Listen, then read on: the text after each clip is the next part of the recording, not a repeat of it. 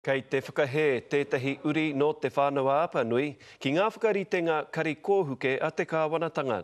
Kei te hiahia te karauna ki te kōrero ki ngā iwi mo tēnei kaupapa nui. Heoi e ai ki te pūrongo e whai ake nei, kei te whakapono ētahi he maumau wā.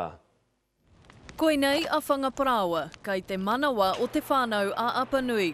Heoi ka iraro I enei wai a tāhua te mutunga mai. Kei te whakapōrere tēnā minita, kia kamakama, te whakaetanga, a te krauna, a te iwi rānei, kia karikaringia ngā moana, ngā rawa, ngā whenua. Kei te tūhitarari ngā uri o te whānau a Apanui ki te karanga hou a te kāwanatanga.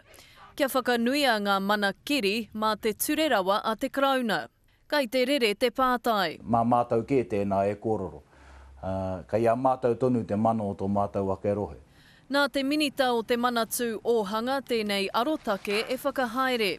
Ko etahi o ngā take kei te tirohia, ka pāki ngā raihana kiri hinonga mo te koura, te hira, me ngā raihana tirotiro moana. He tino whakaro tā te iwi e pāna ki tēnā.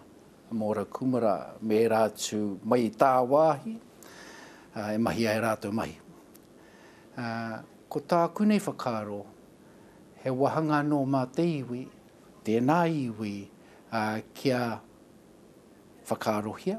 Koinei te pūrongo a te manatū ōhanga ka noho hei papa mō ngā whiriwhiringa katoa I wainga I aia me te iwi whānui.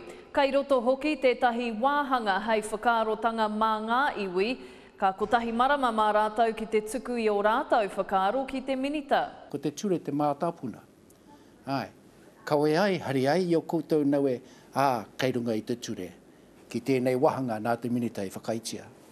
Me ōrite te mana a te krauna, me te mana a te iwi I roto I ngā whiriwhiringa katoa. Ārunga āraro a tētahi taha a tētahi taha. Hei tā te iwi hoki ka riroma o na hapu te tuku I o rātou ake tāpaetanga kōrero mō tēnei take nui. Jasmine Pearson, Te Karere.